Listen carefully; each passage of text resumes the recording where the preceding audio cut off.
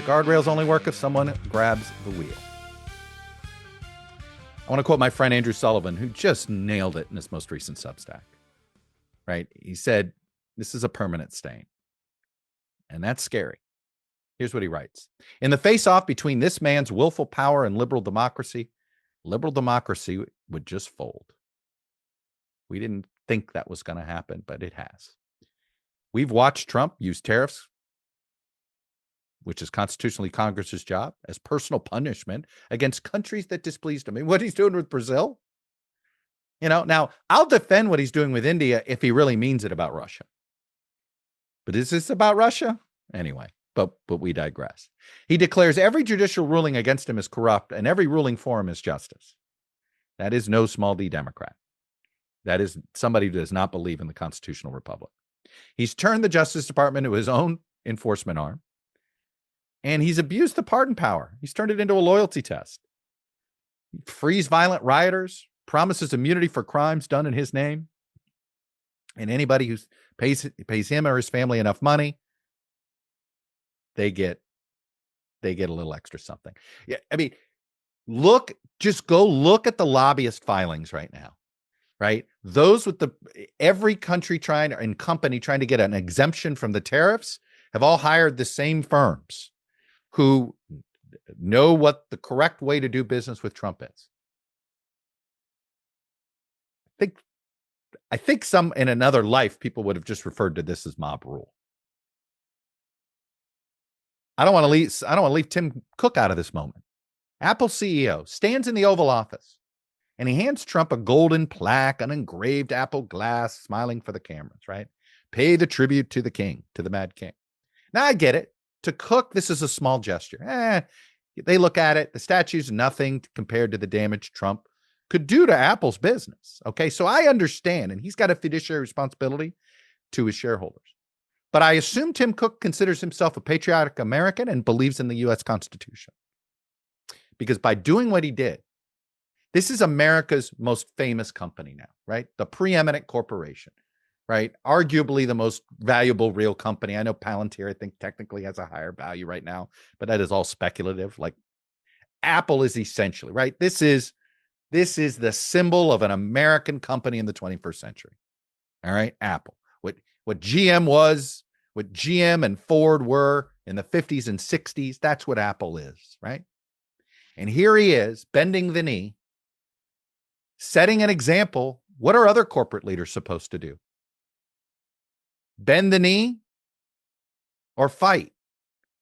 Nobody's fighting. All of these folks have constitutional tools to fight this tyranny. The founders gave them all these tools to do this. And everybody's surrendering. And everybody's surrendering for self-protection, political survival, shareholder price, maybe their own survival in a corporation. All seems like good ideas until we lose it all. If we're not in a constitutional republic, if we lose this democracy, you're going to lose a lot more than a few dollars of price on Apple shares. So this gets me to what the Democrats are doing. They're taking the bait. They've decided the only way to fight is to act just as ruthlessly. Revenge redistricting in Illinois, New York, California. And they tell themselves it's self-defense. But in reality, it's exactly what Trump wants. To make his opponents play his illegal and immoral game by his rules in his universe. And here we are. It's the political version of the old saying, when you get into the mud with a pig, you both get dirty, and the pig likes it. Replacing and don't give me this crap, rationalize that, he's a bad mob boss, you got to do whatever you can. We'll be a good mob boss. The answer is no mob bosses at all. Look, I don't like the lazy comparisons to 1930s Germany. I hate the, quote, second Civil War predictions. I'd like to believe that we're a lot better than that. And frankly, I sort of buy into that thesis that says, I think it's Godwin's law when it comes to Nazis, that, if you can't make your point without invoking the Nazis, then you're probably not very good at debating and making your point. But let's be honest, it's a bit uncomfortable seeing how many mistakes from the 1850s America or pre-war Europe in the early 1930s are happening again right here. The normalization of the unacceptable, the rationalizing of just this once we'll breach our principle, just this once we'll do this because it's in the name of something bigger and better. The founders gave us these tools to prevent this. They feared a king. They feared a united majority trampling on the rest of us. They didn't imagine leaders who would just refuse to use the tools. They didn't. They'd come back here and be appalled. Be appalled. And here's the thing. Right now, both political parties only hear from the loudest voices, and the loudest voices are angry and they're in the base MAGA, and you have the progressive base, and they're all on fire right now for various reasons. One is celebrating, one is on fire in anger, okay? But the majority of us live somewhere in between those bases, and many of us have tuned out. I haven't. I hope some of you who were tuning out or tuning into me, tuning into somebody who isn't going to sit here and just tell you what you want to hear on stage left or stage right. I'm just trying to live in the real world. I like a world where there is always, look, I think when one party goes too far, I want the other party to get power and drag them back.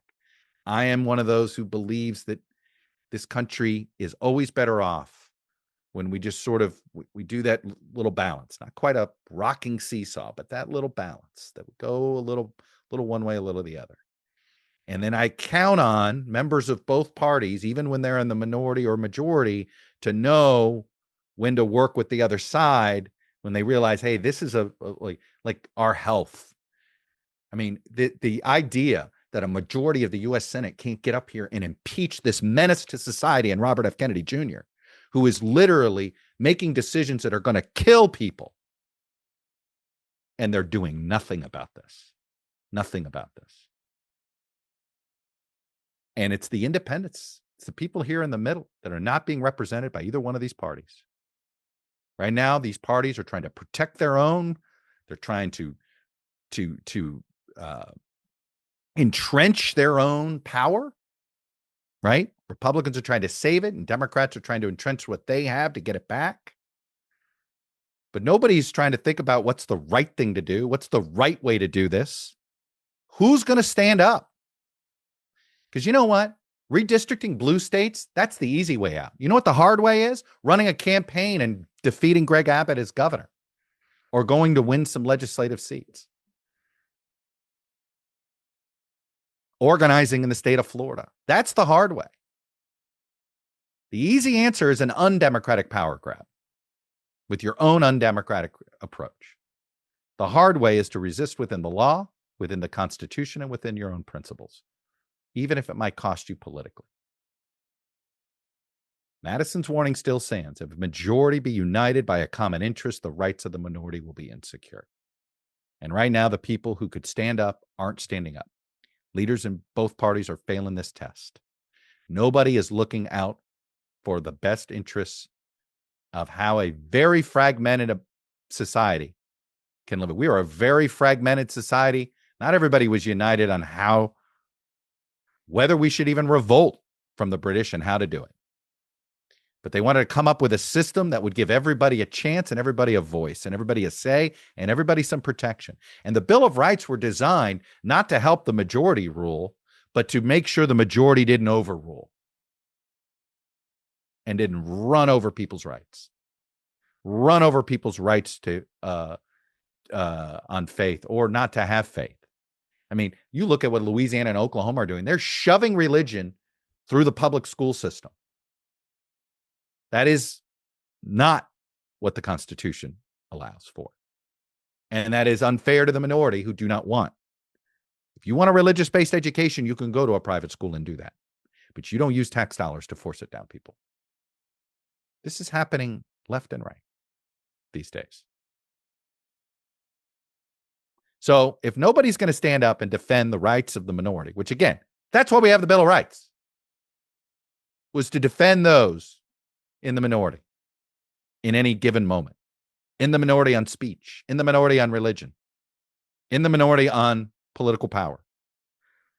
They were not to be thrown out of the country. They were not to be thrown in jail. They were not to be called treasonous. The most patriotic thing you can do is to disagree with your president. There's nothing, and it's just as patriotic to disagree with him as it is to agree with him. And sometimes it's just as unpatriotic to agree with him if you're doing it in order to slime your fellow U.S. citizen. So couldn't be more disappointed. There is literally zero leadership in the Democratic Party that's standing on principle right now.